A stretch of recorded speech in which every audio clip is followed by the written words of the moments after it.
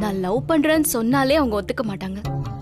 இதுல நான் கல்யாணம் பண்ணிட்டேன்னு சொன்னா ஐயோ அவ்வளவுதான். அப்புறம் என்ன தாண்டி பண்ண போற? தெரியல தீபா. ஆனா ஒண்ணு மட்டும் எனக்கு நல்லா புரியுது. தெரிஞ்சோ தெரியாமலோ நான் ஒரு விஷயத்தை ஸ்டார்ட் பண்ணிட்டேன். இனிமே அழுதுகிட்டு உட்கார்ந்துட்டு இருந்தா பிரயோஜனம் இல்ல. நான் ஃபேஸ் பண்ணி தான் ஆகணும். அதனால தைரியமா ஃபேஸ் பண்ணலான்னு முடிவு பண்ணிட்டேன். புரியல மித்ரா. இந்த பொண்ணு பார்க்க வரதெல்லாம் ஒரு பிரச்சனையே இல்லடி. நாளைக்கு என்ன எனக்கு கல்யாணமா நடக்க போது? பொண்ணு தானே பார்க்க வராங்க, பார்த்துட்டு போட்டோம். இதுக்கு நாம ஏன் தேவையில்லாம டென்ஷன் ஆகணும்? சரி, பொண்ணு பார்க்க வந்தா எந்த பிரச்சனையும் ஆகாதா? என்ன பிரச்சனை வரப்போகுது? மாப்பிள்ளை வீட்டுக்காரங்களுக்கு என்ன பார்த்து பிடிச்சிட்டா மட்டும் போதுமா? இந்த கல்யாணம் அப்படியே நடந்துருமா? நானும் சரின்னு சொல்லணும்ல. என்ன மீறி இது எப்படி நடக்கும் நானும் பாக்குறேன். எனக்கு என்னமோ ரொம்ப பயமா இருக்கு மித்ரா. ஒன்னும் பயம் வேண்டாம். இந்த விளையாட்டை ஆரம்பிச்சது நான் தான். எப்படி விளையாடணும்னு நானே முடிவு பண்ணிக்கிறேன். கடல்ல குதிச்சதுக்கு அப்புறம் ஒண்ணு நீந்தணும், இல்லைன்னா முங்கி சாகணும். இது ரெண்டு தவிர வேற வழி இல்லை. நாளைக்கு ஒரு நாள் அவங்க என்னெல்லாம் சொல்றாங்களோ அதுக்கெல்லாம் மறுபேச்சு பேசாம தலையாட்டிட்டு சென்னைக்கு கிளம்பி வந்துட்டான். மத்ததெல்லாம் அப்புறம் பேசிக்கலாம். நீ சொல்றதும் சரின்னு தான் தோணுது. அப்போ அதே செய். ஏதாவது ப்ராப்ளம்னா எனக்கு உடனே கால் பண்ணு, சரியா? நான் வைக்கட்டுமா? சரிடி. சரி, பாய்டி. பாய்.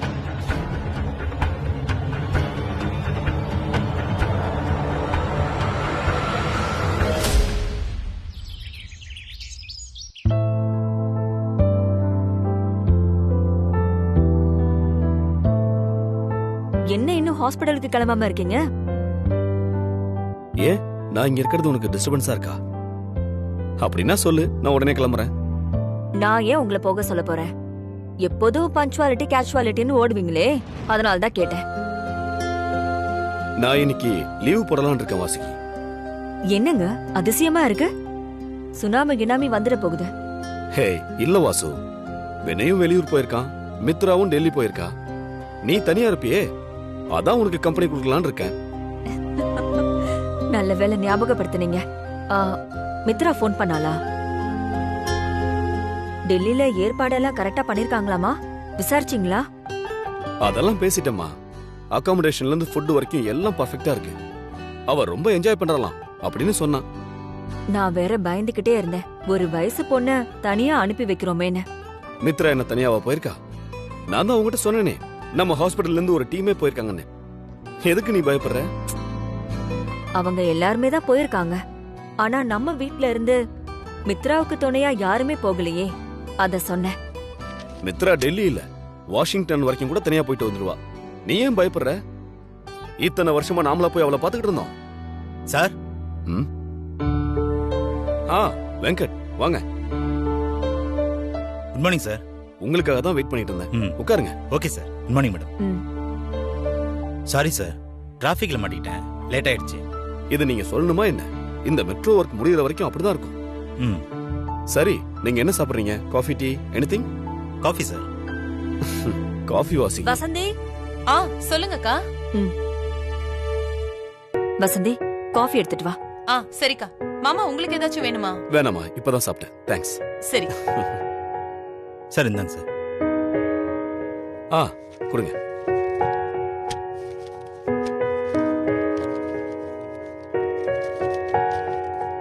சார் காஃபி எடுத்துக்கோங்க. ப்ளீஸ். தேங்க் யூ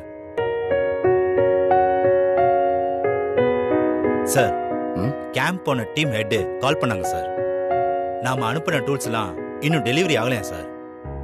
அப்புறம் ஹெல்த் மினிஸ்டருக்கு அனுப்ப வேண்டிய லெட்டர்ஸ்ல உங்க சைன் வேணும்னு கேக்குறாங்க சார்.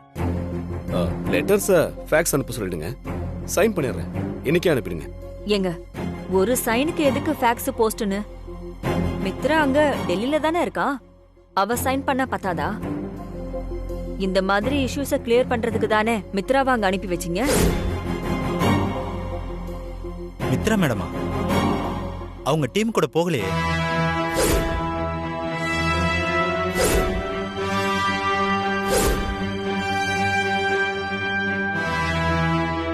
என்னது, மித்ரா டெல்லிக்கு போகலையா? மாமா என்ன சொல்றாரு இவரு?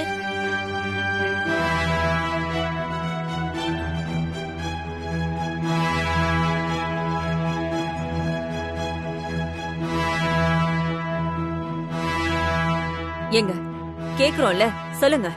ம்? மித்ரா டெல்லிக்கு தானே போயிருக்கா? ஆமா, இதுல என்னமோ உனக்கு சந்தேகம்?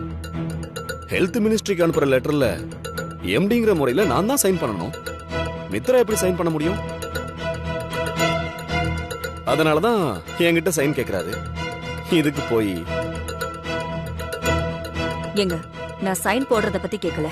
அவரு மித்ரா டெல்லிக்கு போகலன்னு சொல்றாரு, நீங்க டெல்லிக்கு தான் போயிருக்கான்னு சொல்றீங்க. ஏய், அது வேற இது வேற. என்ன அது வேற இது வேற? வெங்கட் சொல்றது கேம்ப பத்திமா, மித்ரா போயிருக்கிறது மீட்டிங். என்ன வெங்கட், நான் சொல்றது சரிதானே? சரிதான் சார். ஓகே வெங்கட், நீங்க கிளம்புங்க. Okay sir. வரேன் சார். வரேன் மேடம்.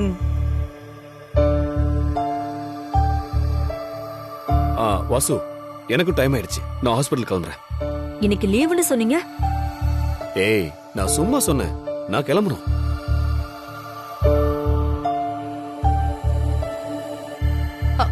அக்கா, மித்ரா பத்தின விஷயத்துல மாமா எதையோ நம்ம கிட்ட இருந்து மறைக்கிற மாதிரி தெரியல. அவர் என்னத்த மறைக்க போறாரு? நீ ஏன் தேவையில்லாம எல்லாத்தையும் யோசிச்சுட்டு இருக்க? போய் வேலையை பாரு, போ. பெரிய இவ சொன்னதும் அப்படியே நான் போய் வேலை பார்க்கணும். ரெண்டு பேரும் சேர்ந்துகிட்டு நல்லா இவ தலையில மிளகு அரைக்கிறாங்க. அது கூட தெரியாம இருக்கு. ஐயோ,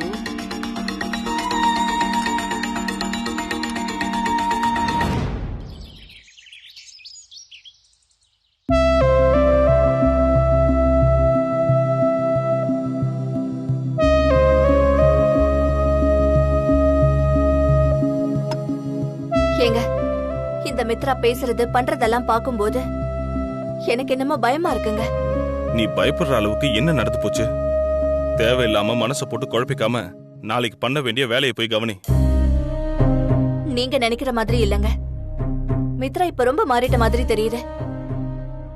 முன்னாடி எல்லாம் நாம என்ன சொன்னாலும் சரின்னு தலையாட்டுறவ இன்னைக்கு மறுபேச்சு பேச ஆரம்பிச்சிட்டா. நாம தப்பு பண்ணிட்டோங்க. அவளை சென்னைக்கு அனுப்பி வச்சிருக்கவே கூடாது. என்ன பேசுற நீ?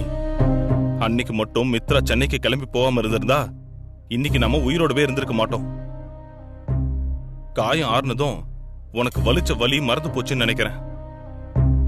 நீ வீணா மித்ராவை சந்தேகப்படாத, அவன் நம்ம பொண்ணு. உங்களுக்கு வேணா சந்தேகம் இல்லாம இருக்கலாம், ஆனா எனக்கு சந்தேகமா இருக்கு. இல்லனா அவ ஏன் கல்யாணம் வேண்டான்னு பிடிவாதமா நிக்க போறா? நீ நினைக்கிறது தப்புமா. எல்லா பெத்தவங்களும் செய்யற தப்பதான் நீயும் செய்யற. நம்ம பிள்ளைங்களை நாம தான் முதல்ல நம்பணும். மித்ரா தைரியமான பொண்ணு. நீ நினைக்கிற மாதிரி மித்ராவை சென்னையில யாரோ ஒரு பையன் லவ் பண்றான்னு வச்சுக்கோ. அவனை நம்ம கிட்ட கூட்டிட்டு வந்து இவனை நான் லவ் பண்றேன், எனக்கு இவனை கல்யாணம் பண்ணி வைங்கன்னு சொல்லிருப்பா. மித்ரா இப்போ கல்யாணம் வேண்டான்னு சொல்றதுக்கு காரணம் இன்னும் கடன் பாக்கி இருக்கு, நம்ம குடும்பம் இன்னும் பழைய நிலைமைக்கு வரணும்னு அவன் நினைக்கிறா. அதான் காரணமே தவிர வேற ஒண்ணும் இல்ல. ஆனா நாம என்ன நினைக்கிறோம்? அவளுக்கு வயசாயிட்டு இருக்கு, நம்மளோட சுயநலத்துக்காக அவளோட கல்யாணத்தை தள்ளி போட்டா அவ வாழ்க்கை பாதிக்கும்னு நினைக்கிறோம். எங்களுக்காக நீ பண்ண தியாகம் எல்லாம் போதும், உன்னோட வாழ்க்கைய பத்தி நீ கொஞ்சம் யோசின்னு நாம மித்ரா கிட்ட எடுத்து சொல்லுவோம்.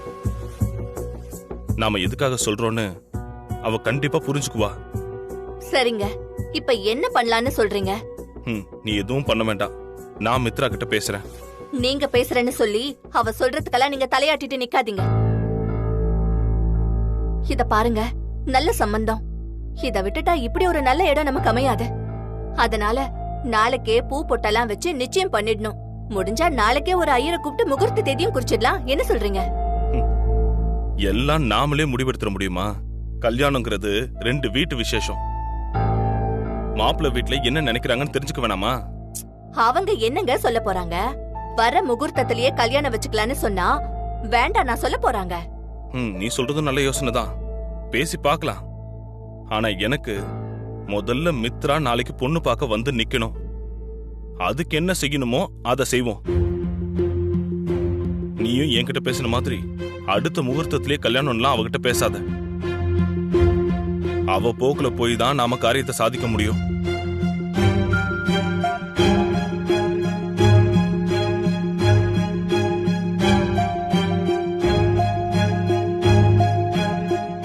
மித்ரா, உட்காருமா.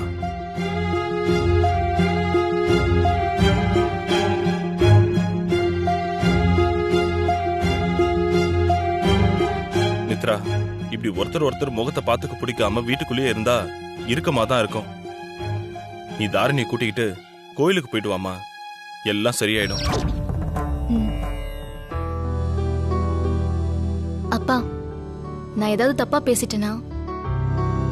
என்னம்மா இப்படி சொல்லிட்ட? கல்யாணத்தை பத்தி உன் அபிப்பிராயத்தை நீ சொல்லிட்ட. இதுல நாங்க தப்பா நினைக்கிறதுக்கு என்ன இருக்கு?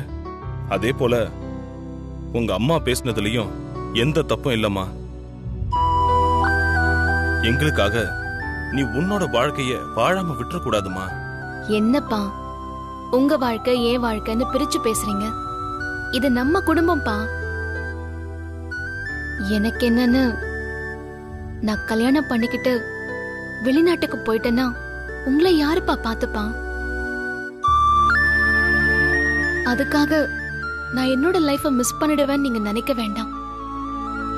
இப்போதைக்கு நம்ம குடும்பம் திக்கு திசை தெரியாம தள்ளாடிட்டு இருக்கிறப்போ எனக்கு இந்த கல்யாணம்லாம் தேவையான்னு எனக்கு தோணுதுப்பா. இருக்கிற மீதி கடனை அடைக்கணும். தாரணி படிச்சு முடிச்சு ஒரு நல்ல வேலைக்கு அவளை போக வைக்கணும். உங்க கையிலயும் கொஞ்சம் காசு பணம் சேர்ந்து குடும்பம் ஒரு நல்ல நிலைக்கு திரும்பினாதான் நான் கல்யாணம் பண்ணிக்கிறத பத்தி யோசிக்க முடியும்பா. நீ சொல்றது சரிதான் மித்ரா, நீ அப்படிதான் பேசுவ. ஏன்னா நாங்க உன்னை அப்படித்தான் வளர்த்திருக்கோம். ஆனா நீ இந்த கல்யாணத்தை பண்ணிக்காம இருந்தாதான் எங்களுக்கெல்லாம் ஹெல்ப் பண்ண முடியும்னு இல்ல. நீ புகுந்த வீட்டுல இருந்து கூட அதை செய்யலாம்ல. நாம பாத்திருக்க மாப்பிள்ளைக்கு நம்ம குடும்ப சூழ்நிலை எல்லாம் தெரியும். மாப்பிள்ளை வீட்டுக்காரங்களும் உதவி பண்றேன்னு சொல்லிருக்காங்கம்மா. இப்படி ஒரு சம்பந்தம் வரும்போது அதை மிஸ் பண்ண கூடாதுல்ல. அதை நாம எப்படி நம்புறது? காரியம் ஆகணுங்கிறதுக்காக அவங்க எல்லாத்துக்கும் ஓகே ஓகேன்னு தான் சொல்லுவாங்க. கல்யாணம் முடிஞ்சதுக்கு அப்புறம் எல்லாம் தலைகீழா மாறிட்டா நாம என்ன பண்றது? அதுக்காக நாளைக்கு பொண்ணு பார்க்க வரவங்கள வர வேண்டான்னு சொல்றியா? அவங்க சொந்தக்காரங்க எல்லார்கிட்டயும் சொல்லிட்டாங்களாமா. இந்த நேரத்துல போய் நீங்க வராதீங்க, நீங்க வேற இடம் பாத்துங்கன்னு சொன்னா தப்பா போயிடுமா. 4 பேர் 4 விதமா பேசுவாங்கல்ல. இந்த கல்யாணம் நடக்குதோ நடக்கலையோ, நாளைக்கு பொண்ணு பார்க்க வரேன்னு நம்ம வீடு தேடி வருவாங்கள நாம வேண்டான்னு சொல்லக்கூடாது. அதுதான் மரியாதை. நீ நாளைக்கு மாப்பிளைய பாரு, பேசு. உனக்கு அவர் மேல நம்பிக்கை வந்தா கல்யாணத்தை பத்தி பேசுவோம், இல்லனா வேற இடம் பாப்போம். நான் பேசணும்னு நினைச்சத அப்பாவே பேசிட்டாரு. நாளைக்கு ஒரு நாள் தானே, அவங்க என்ன சொன்னாலும் தலையாட்டிட்டு சென்னைக்கு கிளம்பிடுவோம். மத்ததெல்லாம் அப்புறமா பாத்துக்கலாம். சரிங்கப்பா.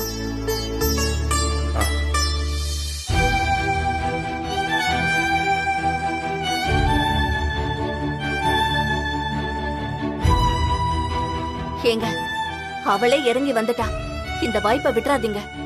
நாளைக்கே கல்யாணத்தை பேசி முடிச்சிருங்க. உமா, மித்ரா விருப்பம் இல்லாம நாம எதுவும் செய்ய முடியாது. பாப்போம்.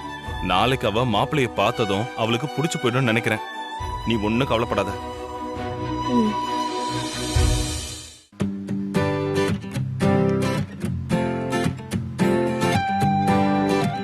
சத்ரு, அங்கிள் ஆண்டி நம்ம கூட தானே வராங்கன்னு சொன்னேன். அப்புறம் இப்ப நம்ம விட்டு போயிட்டு இருக்கோம். அவங்க நம்ம கூட வராங்கன்னு சொன்னேன், ஆனா நம்ம கூட கார்ல வராங்கன்னு சொல்லலையே. அப்புறம் அவங்க எப்படி வராங்க? அவங்க நமக்கு முன்னாடியே கிளம்பிட்டாங்க. போற வழியில மயிலாடுதுறை திருக்கடையூர் கோவில்ல அர்ச்சனை பண்ணணும்னு சொன்னாங்க. இதான் சான்ஸ்ன்னு நானும் நீங்க போயிட்டு வாங்க, நான் ஸ்ட்ரெயிட்டா தஞ்சாவூர் வரேன்னு சொல்லிட்டு கிளம்பிட்டேன். அப்பாடா, நல்ல வேலை காப்பாத்தினேன். இல்லைன்னு வச்சுக்கோயேன், ஒரு கிளாஸ் ரூம்ல இருந்த மாதிரியே எனக்கு ஒரு ஃபீல் இருந்திருக்கும். சந்துரு, ஒரு நிமிஷம், ஒரு ஃபோன் பண்ணிக்கிறேன். ஆ,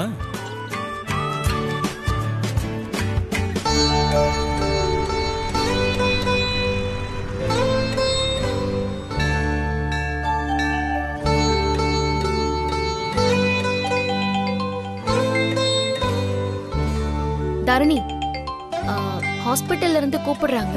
இரு, நான் பேசிட்டு வரேன்.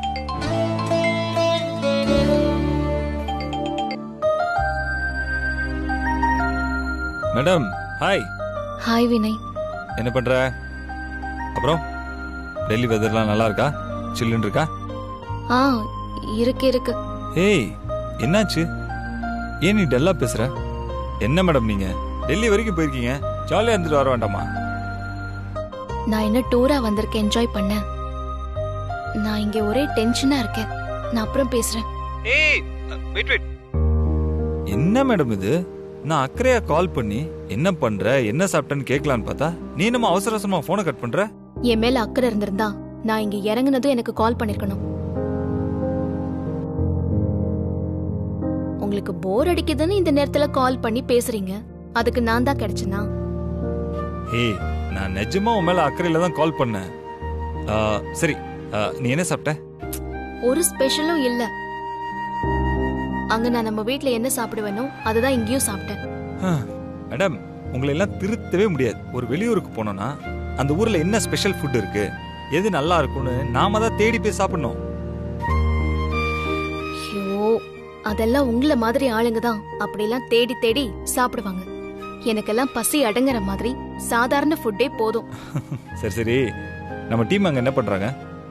ஒரு சாப்பாட்டு கூடவா உனக்கு என்ன வேணும் ஏது வேணும்னு அரேஞ்ச் பண்ண மாட்டாங்க? சரி மேடம், இப்போ நீங்க எங்க இருக்கீங்க? ஹோட்டல் ரூம்ல தான் இருக்கேன். ஓகே, அப்படி போனை கட் பண்ணு, நான் வீடியோ கால்ல வரேன். அது வேணாம், வேண்டாம். ஏன்? இங்க எல்லா ஃபெசிலிட்டிஸும் நல்லா தான் இருக்கு. நீங்க வைங்க. ஒர்க் முடிஞ்சதும் நானே கால் பண்றேன்.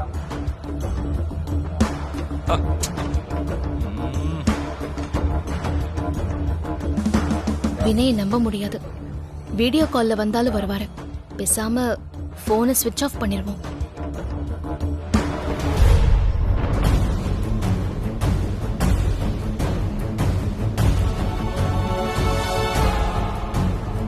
ஹாஸ்பிட்டல்ல இருந்து ஃபோன் பண்றாங்கன்னு சொன்னேன், ஆனா பார்த்தா அப்படி தெரியலையே.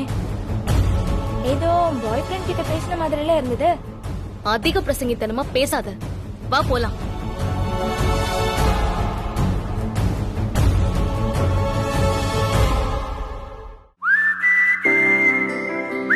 வினய், நான் இதை எதிர்பார்க்கவே இல்ல. எப்படிரா மேரேஜுக்கு அப்புறம் இவ்வளவு சேஞ்ச் ஆயிட்ட? அப்படியா? நான் சேஞ்ச் ஆயிட்டேனா? டேய், எனக்குலாம் அப்படி ஒண்ணுமே தெரியலடா. கல்யாணத்துக்கு முன்னாடி நான் எப்படி இருந்தனோ அப்படிதான் இப்பயும் இருக்கேன். இல்லடா, நீ நிறையவே மாறிட்ட. உன் ஒய்ஃபுக்கு ஃபோன் பண்ணி இவ்வளோ அக்கறையா விசாரிக்கிற. சாப்பிட்டியான்னு கேட்டது மட்டும் இல்லாம என்ன சாப்பிட்ட, இந்த ஊர்ல இது நல்லா இருக்கும் அது நல்லா இருக்கும்னு வேற சொல்ற.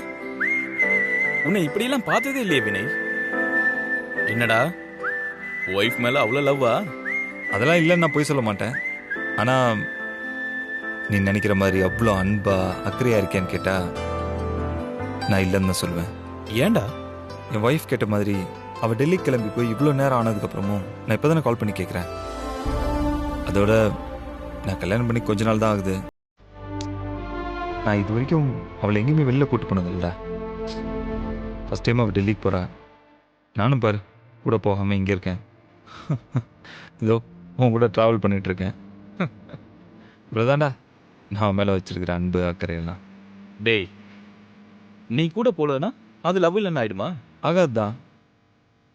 ஆனால் கல்யாணம் ஆன மற்ற பசங்களாம் ஒய்ஃப்காக போடுற எஃபர்ட்டை விட நான் ரொம்ப கம்மியாக எஃபர்ட் போடுறேன்னு தோணுதுடா. டேய், உனக்கு அப்படி தோணுதுடா. இதுவும் ஒரு வகையில் நல்லது தான். அப்போதானே இன்னும் லவ் அதிகமாகும். பரவாயில்லடா சந்துரு, உனக்கும் கல்யாணம் பண்ணிக்க தகுதி வந்துச்சுன்னு காட்டுறல்ல.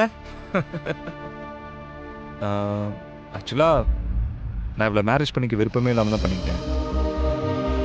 தாரா கூட எனக்கு லவ் பிரேக்கப் ஆகி கல்யாணம் நடக்காதுன்னு தெரிஞ்சதுக்கப்புறம் நான் கல்யாணத்தை பற்றி சுத்தமாக யோசிக்கவே இல்லை. இன்னும் சொல்லப்போனால் அப்பா அம்மாவும் எனக்காக பார்த்த பொண்ணுங்கிட்ட நானே வாலண்டரியாக போயிட்டு என்னை கல்யாணம் பண்ணிக்கிட்டீங்கன்னா நீங்கள் சந்தோஷமாக இருக்க மாட்டீங்கன்னு நானே கழிச்சு விட்டுருவேன்டா. இதை தெரிஞ்சுக்கிட்டு அப்பா அம்மாவும் கடைசி வரைக்கும் என்கிட்ட பொண்ணு யாருன்னு சொல்லாமல் ரொம்ப பெரிய சர்ப்ரைஸாக வச்சுக்கிட்டு இந்த கல்யாணத்தை நடத்தி முடிச்சிட்டாங்க. ஆனால் இப்போ பாரு, அவள் இல்லைன்னா என்னால் வாழவே முடியாதுங்கிற மாதிரி இருக்கு. ஓ, அது மட்டும் இல்லைடா சந்துரு, தாராவை நான் கல்யாணம் பண்ணியிருந்தேன்னா கூட இவ்வளோ ஹாப்பியாக இருந்திருப்பேனான்னு எனக்கு தெரியலடா.